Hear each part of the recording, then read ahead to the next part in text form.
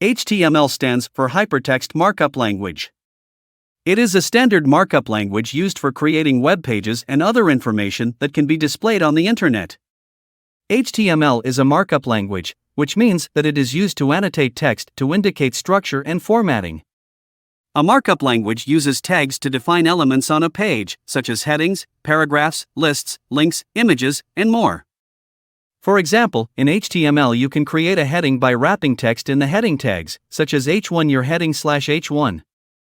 The h1 tag indicates that the text inside it should be displayed as a first-level heading, while the /h1 tag indicates the end of the heading.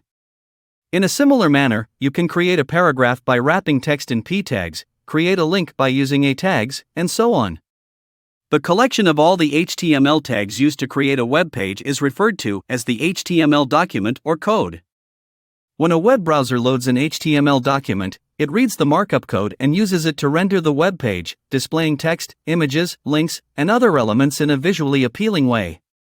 HTML has evolved over time, and the latest version, HTML5, provides new elements and attributes that make it easier to create modern, multimedia-rich websites.